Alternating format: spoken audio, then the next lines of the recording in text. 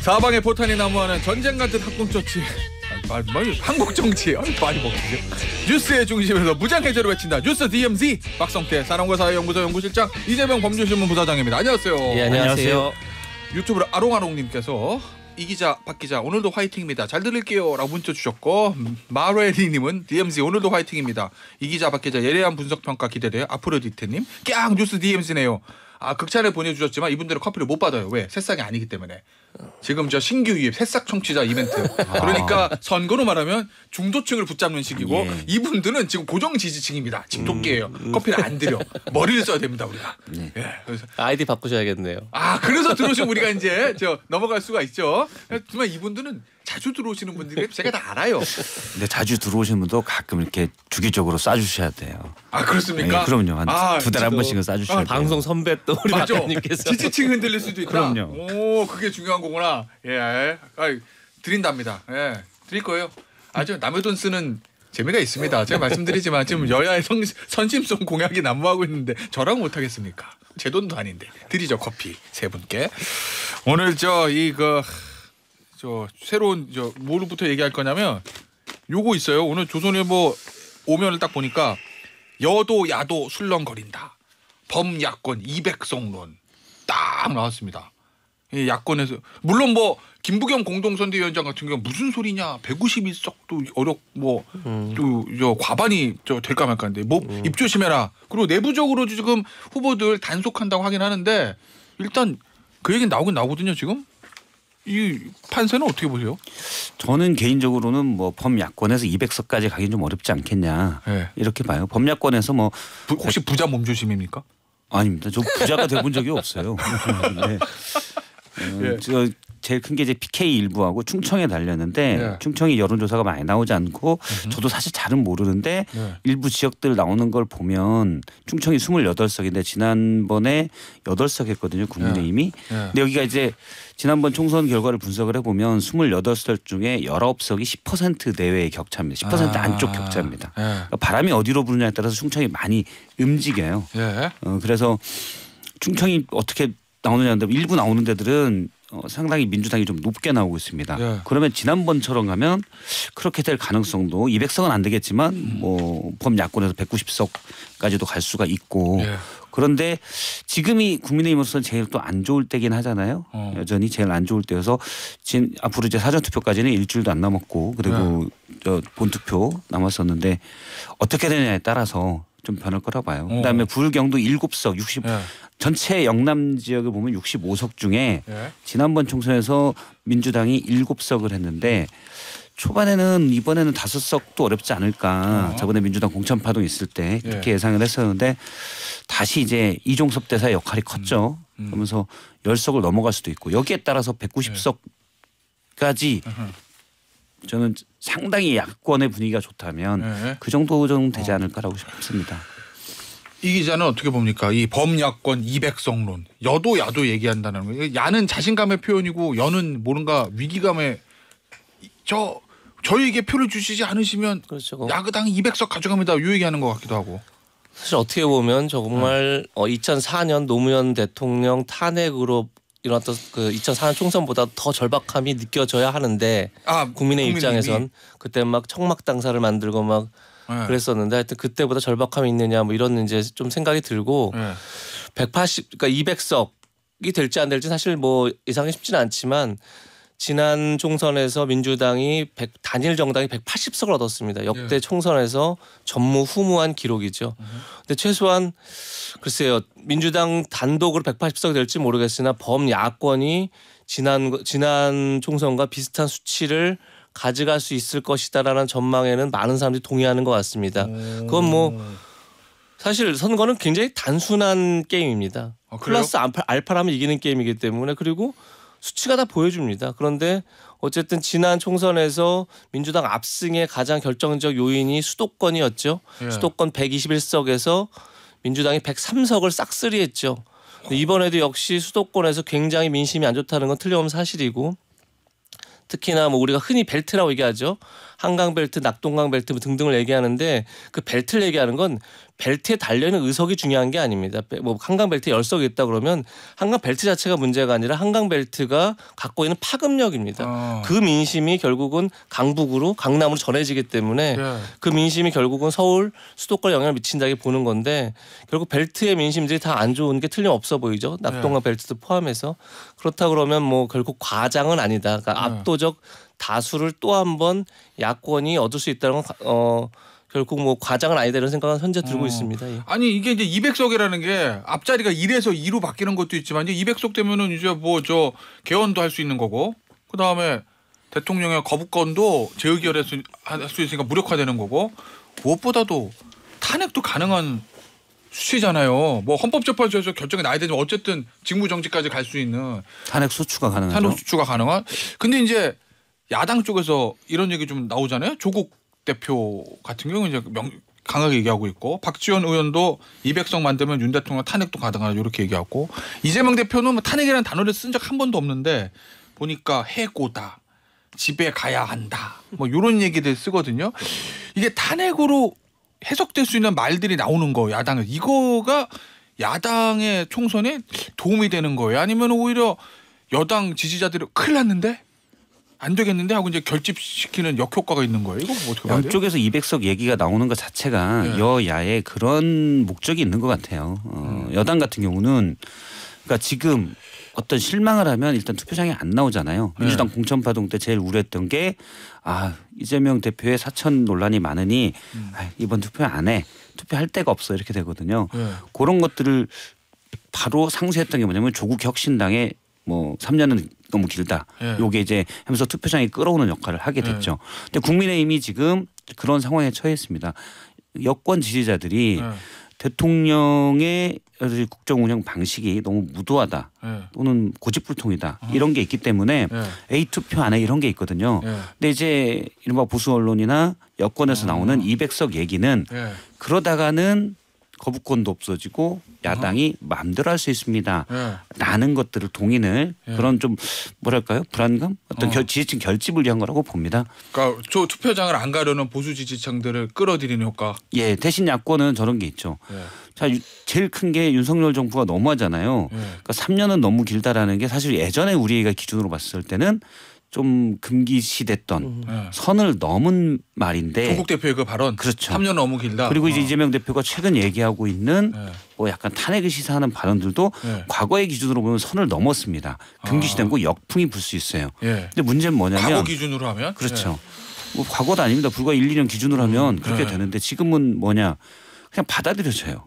그게 윤석열 정부나 여당이 뼈아프게 느껴야 되는 겁니다. 그러니까 저는 이걸 뉴노멀이라고 표현을 하는데 이쪽 저쪽이 너무 못하기 때문에 더 기대치가 낮아지고 더 과격한 발언들이 허용이 되는 겁니다.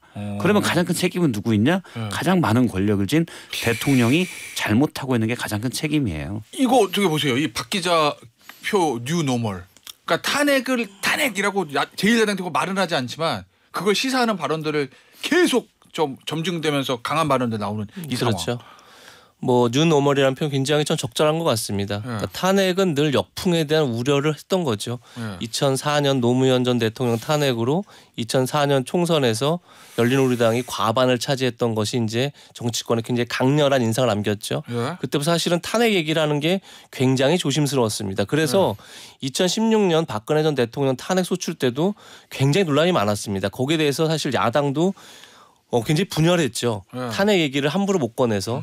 그럴 정도로 했지만 이제 2016년, 17년에 결국 탄핵이 성사됐죠. 그때부터 사실은 뉴노멀이 된 게 맞는 것 같습니다. 그래서 뭐 사실 윤 대통령 탄핵 얘기는 집권 초부터 집회 때마다 나왔습니다. 그러니까 저 야권의 야권 시민단체 성향의 집회 때마다 나올 정도로 탄핵이가 이제 뭐 일상화된 것 자체가 어떻게 보면 우리 정치의 가장 큰 불행 중에 하나일 텐데 헌정 질서 자체가 안정성을 잃었죠. 그러다 보니까. 그런데 여기서 이제 반드시 현 여권이 생각해야 될 것은 그럼에도 역풍이 불지 않고 이런 것들이 뉴노멀 된 측면도 있지만 결국은 정권 심판론이 너무나 강고하게 작용하고 있다는 겁니다. 근데 그것이 전 이런 생각이 듭니다. 그러니까 지금 명품백 논란부터 시작돼서 뭐 의료 파업에서의 대통령실의 대응, 정부의 대응, 그리고 이종섭 대사의 논란 등에 이어지는 하나의 흐름은 딱 하나입니다. 그 각각의 사건들은 다 내용이 다르겠지만 결국 국민이 보는 것은 대통령의 고집스러운 불통입니다. 소통하려는 노력들이 없다는 겁니다. 명품백 논란부터 시작해서 지금의 현재의 이종섭 사태에 이르기까지 뭔가 변화를 계속 국민들은 기다리고 지켜봤던 겁니다. 그런데 변화와 쇄신이 전혀 느껴지지 않은 거죠. 현재 상황에서. 그러니까 저는 지금 남은 2주 저는 다른 게 없다고 생각합니다. 결국 대통령실이 중심이 돼서 여권이 어떻게 변화와 쇄신을 하겠다는 약속. 그러니까 지금 계속 한동훈 위원장은 지금 계속 모든 메시지를 야권을 향해 내고 있습니다. 뭐 반 이재명 그리고 종북 세력이 우리나라에 들어오면 되겠느냐 내고 있는데 저는 그것이 지금 국민이 원하는 답이 아니다라는 생각이 듭니다. 그래서 마지막 남은 2주 동안 과연 변화와 쇄신의 몸부림을 보여줄 수 있느냐 없느냐에 저는 이번 선거에 승패가 달려있지 않나 싶습니다. 제가 이제 뉴노멀이라고 얘기한 건 예를 들면 이제 기후 변화 같은 건데 이상 기후 같은 건데요. 지금은 이상 기후가 일상화돼 있잖아요. 그런 거라고 보는데 절대 좋은 건 아니죠. 그렇죠. 하지만 이렇게 바뀐 현실을 이제 이해하고 거기에 맞는 대응을 해야 된다는 얘기인데 예를 들어서 이 방송을 이제 중도층 분들이 많이 보는 걸로 알고 있는데 조국 대표 2심까지 유죄. 대법원에서 유죄 나올 확률이 높다라고 많은 사람이 생각합니다. 그런데 갑자기 창당을 하고 정치권에 나와 말이 돼? 선을 넘었어라고 얘기를 하죠. 이재명 대표 여러 가지 사법 리스크가 있잖아요. 조국 대표와 비교해서도 절대 사법 리스크가 적지가 않습니다. 그런데 제1야당 대표예요. 확정되면 형량은 뭐 그렇죠. 그런데 그러기에 대해서 또 많은 분들이 중도층에서도 말이 돼? 이것도 선을 넘었어. 그런데 대통령은 물론 그런 법적인 거로 직접적으로는 지금 나오는 건 없지만 티올백 문제에서 처음에 실망했다가 그래도 다른 쪽이 싫으니까 그래 이번은 넘어가 주자 했는데 이종섭 대사 문제가 저는 쐐기를 박았다고 봐요. 그러니까 선을 넘어서 아니 지금 주요 사건의 피해자고 출국금지가 되는 거를 갑자기 자리에 격도 맞지 않는 호주 대사로 보내? 안 되겠구만. 대통령은 공정은 진짜 없겠구나라고 각인이 돼 있습니다. 그래서 그 이종섭 대사가 온 다음에 어떤 분은 여권에서는 이제 다 이 문제는 해결됐어라고 얘기하지만 뭐 한동훈 위원장 말고도 그렇게 인식하는 게 많지만 각인이 된 이미지가 상당히 커요. 그래서 지금 이재명 기자 말대로 정말 몸부림을 쳐서 확 바꾸는 모습을 보여주지 않으면 선거 때까지 이 불량 구도는 어느 정도는 그대로 갈 거라고 봅니다. 그럼 이 기자 용산에도 있었잖아요. 이거 판 바꾸려면 어떻게 해야 돼요? 왜냐하면 앞서 말씀하신 이재명 대표 최근 발언입니다. 아마 이게 제일 최근 발언일 것 같은데 그 서슬퍼런 박근혜 정권도 우리가 힘을 이게 아마 어제 발언으로 해서 기억해요. 그 서슬퍼런 여러 번 한 얘기입니다. 박근혜 정권도 우리가 힘을 모아서 건져서 내쫓지 않았냐. 이 얘기는 과로하면 윤석열 정권도 내쫓을 때 이거거든요. 그러니까 어떻게 보면 탄핵을 가장 간접적이진 표현이지만 직접적으로 유사하게 언급했던 말인 것 같은데. 그렇죠. 대통령이 없는 게 낫다 이렇게까지 표현했죠. 그렇다고 그러면 그건 탄핵을 우회했다기보다는 그냥 은유적으로 표현했다고 봐야겠죠. 오히려 레토릭이죠. 대통령이 없는 게 낫다라고 할 정도로. 근데 이런 게 나와도 저 중도층이 야 무슨 대통령 탄핵 얘기가 너무한 거 아니야 보다는 그냥 뭐 듣고 있는다는 이런 반응이라면 요거를 뭔가 판을 바꿔야 되는 거잖아요. 여권 입장에서는. 그러니까 그만큼 지금 정권 심판에 대한 민심의 강고함이 뭐 사실은 그 무엇도 뛰어넘을 수 없는 거죠. 그러니까 지금 죄송합니다. 어제가 아니라 19일 강원 춘천 유세에서 한 발언이랍니다. 뭐 여러 차례 뭐 이런 비슷한 얘기를 했기 때문에 그런데 결국은 지금 그러니까 이재명 대표의 지금 그러니까 민주당의 리스크는 이재명 대표의 설화입니다. 입에 있다고 생각합니다. 뭐 각종 발언들이 있죠. 리스크. 중국에게 쉐시하면 된다. 그렇게 간단한 외교면 사실 누가 못 하겠습니까? 미국 만나서 땡큐 하면 되고, 일본 만나서 아리가또 하면 되고, 러시아 만나서 스바시바 하면 되고, 이렇다는 겁니까?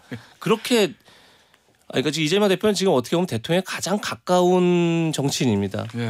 그런 정치인이 외교 문제를 저렇게 저급하게 얘기할 수 있나라는 생각이 들 정도인데, 그럼에도 민심이 돌아서지 않는 것을 여권은 잘 봐야 되는 거죠. 그만큼 대통령의 고집스러운 물통, 사실상 기자회견을 용산을 그러니까 청와대를 용산으로 이전을 하고 그러면서 국민과의 소통을 강조하고 참모대에 숨지 않겠다고 얘기하고 늘상 뭐 기자들을 만나서 얘기를 듣겠다고 얘기했던 대통령의 모습이 지금 전혀 그렇지 않다는 것을 국민들이 많은 사안을 통해서 확인하고 또 재확인하고 했던 겁니다. 예, 알겠습니다. 그러니까 그래서 그 변화가 지금 이제 그래서 대통령실부터 오지 않으면 사실 바보이 없다는 생각이 듭니다. 그럼 2주 만에 대통령실에서 뭘 변화할 수 있어요? 뭐 참모진 교체 뭐 이런 거예요? 아니, 그런 뭐 지금 교체하는 게 의미가 있겠습니까? 근데 그거를 대통령의 입을 통해 보여줘야죠. 그럼 기자회견을 해야 되는 거예요?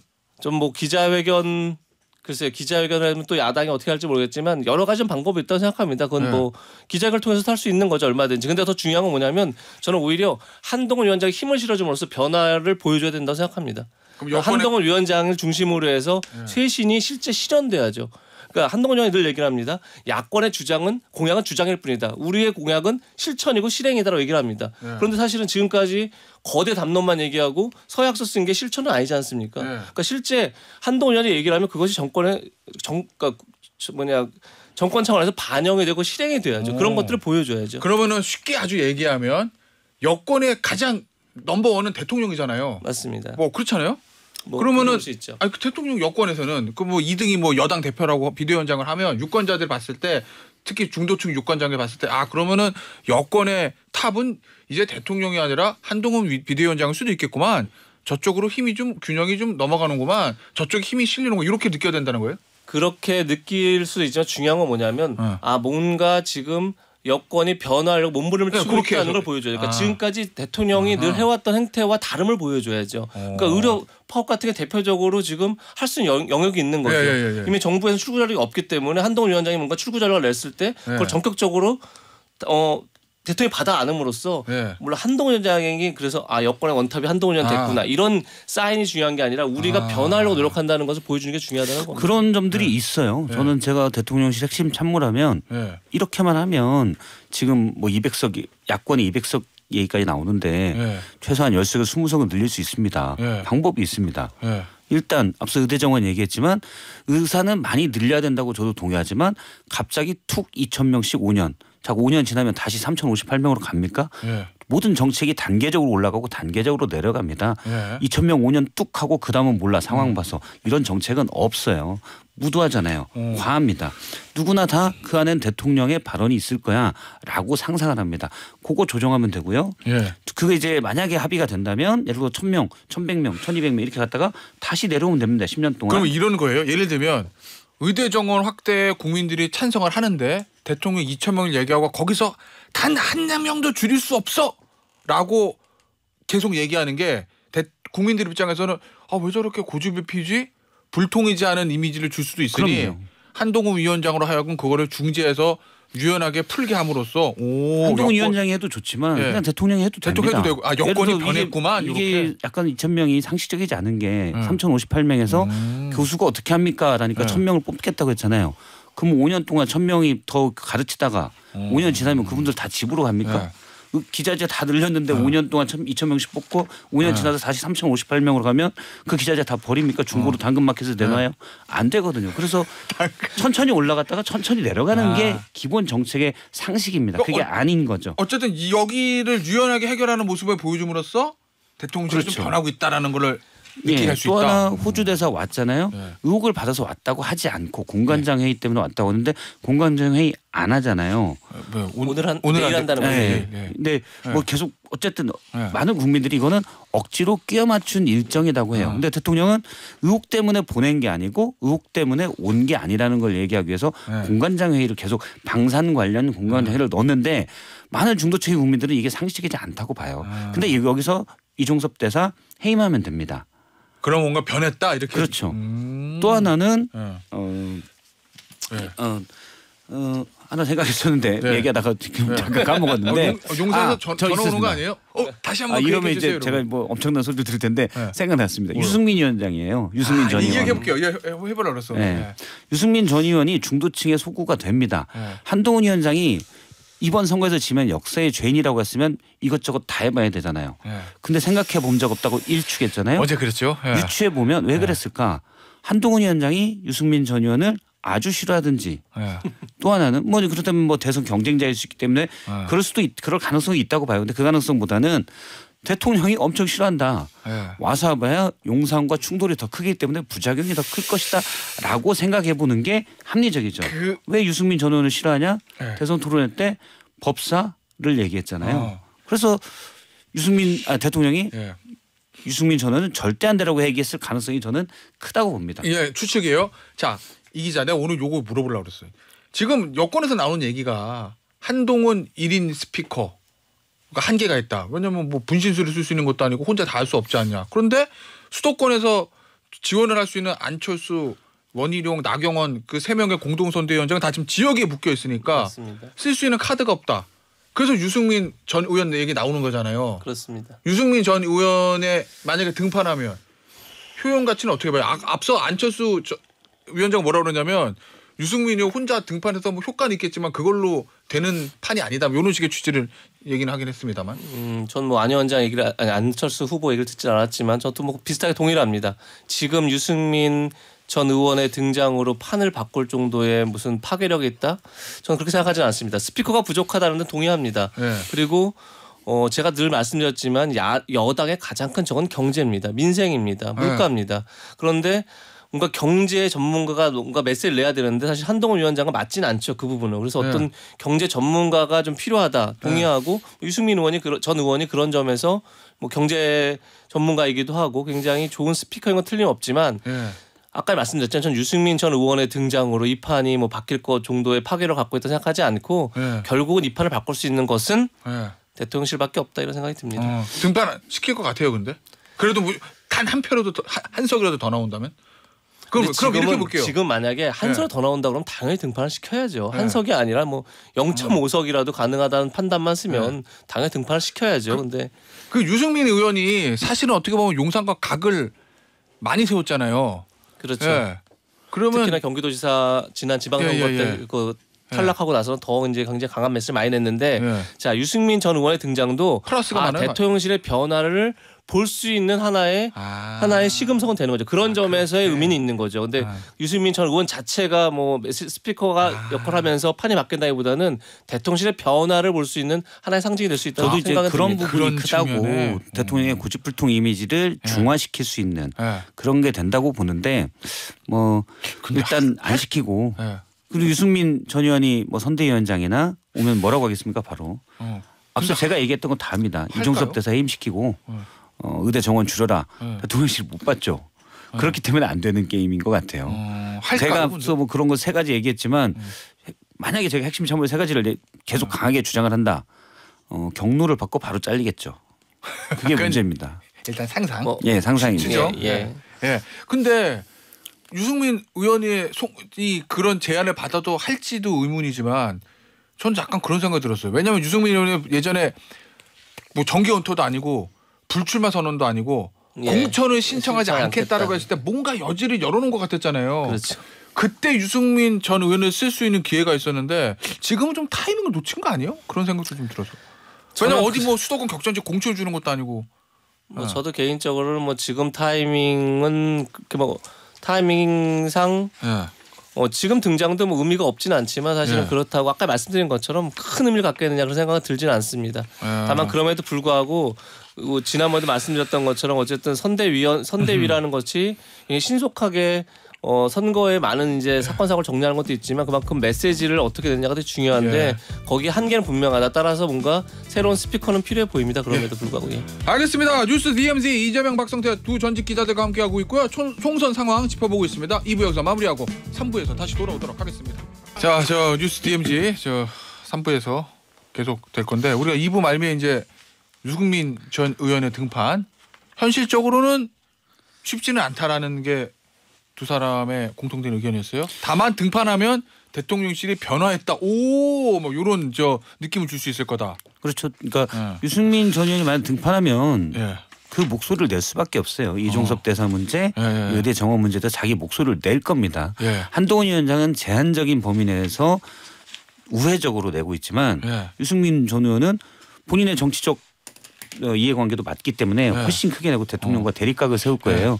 근데 만약에 윤석열 대통령이 그걸 받아들이면 국민들이 아 변했네. 앞서 이재명 기자가 조언한 것처럼 네. 변했네라고 생각하겠지만 제가 볼 때 못 받아들일 확률이 97% 정도 되죠. 97%. 굉장히 과학적 수치입니다. 네. 좀 개인 의견이에요. 예. 네, 97%. 제 개인 의견입니다. 네, 개인 의견. 제가 혼자 쓰는 엑셀이 있어요. 예. 혼자 쓰는 엑셀. 아니 근데 어쨌든 유승민 의원이 좀 총선판에 저 나오긴 나온대요. 왜냐하면 지금 유경준 의원 예. 화성에 거기 예. 이제 지원 유세 나온다는 보도가 있습니다. 뭐 측근의 선거를 도와주러 오는 거죠. 이제 공직선거 운동이 시작되면 그렇게 하는 거로 좀 보이고. 자 그러면은 이재명 대표의 이제 워딩까지 얘기를 해봤으니까 한동훈 위원장 좀 보죠. 한동훈 위원장 그 최근에 뭔가 메시지가 좀 변했다 이런 평가도 있어요. 예를 들면은 그 저 현수막 윤지학 원내대표가 걸라고 했던 뭐 종북 뭐 심판 요 관련된 현수막 내리라고 이거. 하지 말라고 이렇게 얘기했던 거로 봐서 뭔가 좀 메시지나 전략이 좀 공식 선거운동 앞두고 변하는 거 아니냐 뭐 이런 일각의 평가도 있던데 어떻게 보세요? 뭐 한동훈 위원장은 지금 계속 언론 인터뷰에서 비슷한 류의 얘기를 계속 하고 있죠. 지금 이 나라의 종북 세력을 주주로 끌어들이고 있고 민주당이 범죄자 연대 얘기하고 범죄자들을 오히려 국회의원이 돼서 사실은 그들이 권력을 쥐는 순간에 어떻게 보면 도덕적 정의는 타락의 길을 걷는 거죠. 그런 점에서 뭐 한동훈 위원장의 우려를 뭐 충분히 이해하고 좀 또 문제 제기도 맞다고 생각합니다. 그런데 제가 항상 얘기한 것처럼 여권은 그 이상의 얘기를 해야죠. 여권을 야당을 상대로 해서 여권을 싸우는 게 아니기 때문에 제가 항상 얘기합니다. 그래서 지금 국민의힘은 무엇을 하겠다. 우리는 어떻게 달라지겠다는 게 지금 계속 보이지 않는 거죠. 물론 이제 지금 요즘 뭐 저출생에 대해서도 다시 공약을 내기도 하고 그리고 뭐 경제 문제 관련해서도 좀 얘기를 하고 있지만 결국은 달라진 삶에 대해서 국민들이 관심 있는 건 나의 삶이 어떻게 변할지에 대해서 좀 더 얘기를 해야 되고 근데 그것이 한동훈 위원장에게 맞는 옷은 좀 아닌 거죠. 한동훈 위원장이 어쨌든 검사 출신이고 법무부 장관이었고 어떻게 보면 정의를 지키는데 평생을 살아왔던 사람이고 그러니까 한동훈 위원장이 맞는 워딩 그겁니다. 지금 제가 얘기했던 게 맞는 워딩인 거죠. 범죄자 연대 심판. 그런데 뭐 뭔가 거, 그렇죠. 뭔가 좀 더 경제 외교 등등으로 스피커를 넓혀나갈 필요는 분명히 있다. 그런 점에서 조금 더 국민의힘이 자원들을 더 넓혀야 된다. 그런 생각 분명히 듭니다. 자 앞서 박 기자가 용산 참모 빙의설이 하나 나왔어요. 내가 용산 참모라면. 그럼 이제 국민의힘의 선대위 핵심 관계자라면 앞으로 메시지를 어떻게 하겠느냐 전략을 어떻게 짜겠느냐 뭐 있어요? 아니 민생으로 가야죠. 민생으로 제가 처음부터 한동훈 위원장 취임사부터 운동권 세력 청산 심판 집권여당 비대위원장의 그러니까 당대표잖아요 사실상 집권여당 당대표의 메시지가 이게 과연 맞냐. 왜냐하면 아니 밑에 사람을 야당은 훨씬 더 힘이 적은데 힘이 적은 걸 청산한다는 게 어떻게 주요 메시지라고 했습니까? 그럼 부재 정도는 될 수 있겠지만 부재 정도다? 아니죠. 그래서 민생이 처음부터 좀 약했다. 메시지가 좀 너무 빈약했다, 빈곤했다, 뭐 이렇게 볼 수도 있을 것 같고, 저는 앞서 그 공지로 윤재원 원내대표가 공지해서 종북 세력에 대한 현수막을 했다가 바로 철회했잖아요. 윤재원 원내대표 입장에서는 좀 황당할 것 같아요. 종북 세력 청산은 한동훈 위원장이 제일 많이 한 얘기거든요. 한 얘기 현수막으로 걸겠다는데 갑자기 왜 다시 취소하냐. 저도 잘 이해는 안 되는데 아마 중간에 누군가 얘기를 했을 수도 있고 이 메시지만으로는 안 된다. 지금 선거가 그렇게 얘기할 수도 있고 그리고 이제 이른바 대파놀래 때문에 민생 얘기가 알먹히게 됐었잖아요. 그래서 거기에 대한 대응책이 필요하다 이렇게 가지 않았나 싶습니다. 알겠습니다. 어제 박근혜 전 대통령이 예방한 거 있잖아요. 그건 어떤 의미로 봐야 돼요?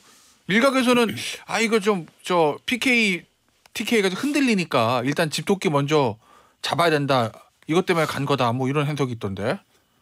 그 정도로 지금 PK가 별로 흔들려요? TK는 별로 흔들리는 느낌이 없는데 PK는 좀 많이 있죠. 영향이. PK는 영향이 있는데 글쎄요. 뭐 어제 한동훈 위원장과 박근혜 전 대통령의 만남이 PK 민심을 뭐 좌우 변화시킬 정도의 영향이 있을까? 사실 옛날 박근혜 전 대통령은 별명이 선거의 여왕이었고 정말 농담이 아니라 뭐 특히나 영남에서는 박근혜 대통령이 한번 지나가면 지지율이 달라진다는 얘기를 할 정도였습니다. 실제 국민의힘 당 계열의 이제 후보들이 그런 영향이 있었지만 지금 뭐 그런 영향이 있을까? 그리고 지금 국민의힘이 보수 지지층을 결집하는 게 그게 최우선 선거 전략일까라는 데는 의문이 있습니다. 제가 그래서 어제 만난 자체가 뭐 선거 전략상 대단한 의미를 부여하기는 어렵지 않겠는가. 다만 이제 물론 그럼에도 불구하고 보수층을 결집시켜야 할 이유가 있는 거는 지금 뭐 얘기한 것처럼 아까 저희가 초반에 가장 먼저 얘기했던 게 이제 200석 야권 범야권 200석 얘기했지만 그 정도로 지금 국민의힘은 지난번 총선보다 더 괴멸적 패배를 할 수 있는 위기감을 갖고 있는 겁니다. 그런 점에서 뭐 누구라도 한 표라도 더 끌어내야 되는 건 되게 중요한 문제지만 전 가장 중요한 건 제가 말씀드렸던 것처럼 윤석열 대통령의 당선은 보수의 힘만으로 되는 게 아닙니다. 그걸 분명히 깨닫는 게 더 중요한 겁니다. 결국은 탈진보라고 했던 어떤 진보 진영의 어떤 도덕적 타락에 대해서 문제를 삼았던 사람들을 다시 투표장으로 끌어내야 된다. 그것이 첫 번째 전 선거 전략이고 그러려면 다시 예전으로 우리가 그들보다 더 공정하고 원칙을 갖고 상식적으로 국정을 운영할 수 있다라는 사인을 시그널을 보내줘야죠. 지금 같으면 그게 불가능한 거죠. 그런 점에서 저는 어쨌든 선거 전략의 첫 번째 전략을 어떻게 가져갈 것이냐를 뭐 시간이 진짜 2주밖에 남지 않지 않았을까? 사실 2주가 아니죠. 왜냐하면 사전 투표가 굉장히 많이 하고 그것이 맞아요. 다음 주 주말이기 때문에 열흘 남은 거지 열흘 동안 과연 그런 모습을 보일 수 있느냐 없느냐가 전 되게 제일 중요한 것 같습니다. 예를 들어 민생이라고 해봐요. 우리가 민생 하는데 사실 되게 추상적입니다. 지금 국민들이 느끼는 제일 큰 민생은 대파예요. 물가? 네. 물가라기보다는 전반적으로 물가는 계속 체감을 하고 있지만 너무 물가가 높네. 장바구니 겁나 힘들어. 이 얘기는 하고 있지만 그건 되게 약간 뭐랄까 뭉게구름처럼 이렇게 쭉 있는 거거든요. 확 잡히진 않습니다. 그런데 거기에 대파 한 달에 875원 나오는 순간 거기에 불을 확 붙이는 거예요. 그게 가장 큰 민생으로 지금 돼 있고 그러면 우리가 이제 민생 메시지로 간다고 해서 뭐 대파값을 낮추겠습니다. 뭘 어떻게 했으면 이게 잘 안 먹힙니다. 다 추상적이에요. 제가 앞서 말씀드린 세 가지만 해도 대통령의 이미지가 바뀌어요. 알겠습니다. 오늘 8시 반인가요? 한동훈 비대위원장이 현안 관련 기자회견 한다고 예고가 돼 있더라고요. 오늘 무슨 얘기를 하나 좀 들어보고 속보가 나오면은 저희가 말씀을 드리도록 하겠습니다. 자, 마지막 이슈는 이거 보죠. 조국 혁신당. 근데 저는 진짜 궁금한 게 조국 혁신당과 이재명 민주당의 관계가 이거 총선 후에는 또 어떻게 되지나 이게 궁금한지 몰라요? 아니 알고 계시잖아요. 어떻게 알아? 아니 김태현 앵커님 잘 아시는데 뭘 또 궁금합니까? 알고도 모르는 척, 모르면서도 아는 척. 요 이제 저의 핵심 모토입니다. 장수의 비결. 알고도 모르는 척, 모르면 더 아는 척. 어떻게 될 거로 보세요? 제일 궁금한 게 이제 야쪽 야당에서는 조국 대표하고 이재명 대표의 관계, 그리고 여권에서는 윤석열 대통령과 한동훈 비대위원장 관계. 여기 이제 총선이 어떻게 될까? 이게 사실 전 제일 궁금하거든요. 일단 오늘 마지막 이슈 조국 혁신당과 일단 뭐 대통령 한동훈 위원장의 관계, 이재명 대표와 조국 대표와의 관계, 나라가 상당히 혼란스러워질 것 같다. 양쪽 다 그런 생각이 들고요. 이재명 대표의 리더십, 대통령의 리더십이 빠르게 빠질 겁니다. 이재명 대표가 가지고 있던 리더십의 가장 큰 건 윤석열 정부 심판에서 유일한 리더십을 가지고 있는 사람이라는 거였거든요. 대안이 없다였습니다.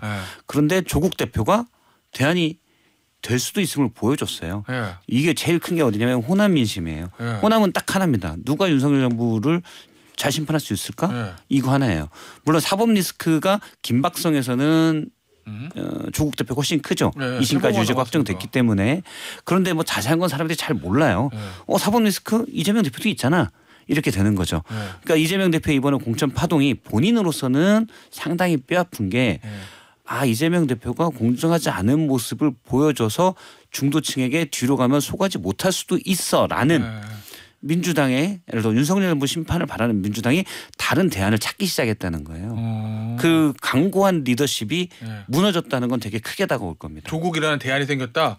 아니 근데 왜냐하면 제가 요새 이제 조국 대표의 이게 행동이나 말이라는 걸 보면 처음에 딱 조국 혁신당 만들어서 그 신장식 대변인하고 당시에 민주당 찾아가가지고 이재명 대표가 악수하고 요때에 비해서 뭔가 자신감이 더 생긴 것 같고 뭔가 본인의 기대치라든지 이 앞으로의 정치 이거에 대한 변화가 좀 느껴지는 거. 예를 들면은 이재명 대표가 예전에는 뭐 협력 그때 그랬잖아요. 연대. 근데 지금은 이제 뭔가 야권의 주도권을 두고 경쟁자로 생각하는 것 같기도 하고. 충분히 좀 그럴 수 있겠죠. 조국 대표 입장에서는 어떻게 보면 이재명 대표를 처음 만나서 악수할 때만 해도 아련하는 느낌이었겠지만 지금은 오히려 지금 제가 얘기한 되게 중요한 얘기를 하는데 박 기자께서 호남 민심을 등에 업었다는 겁니다. 그러니까 민주당의 늘 주요 대선 전략은 호남 민심, 영남 후보를 내서 호남 민심을 얻고 그다음에 영남표의 일부를 가져오는 것, 이것이 사실은 가장 중요한 민주당의 대선 전략이죠. 그런 점에서 어쨌든 이재명 대표가 이제 안동이기도 하고 고향이 영남이고 그래서 이제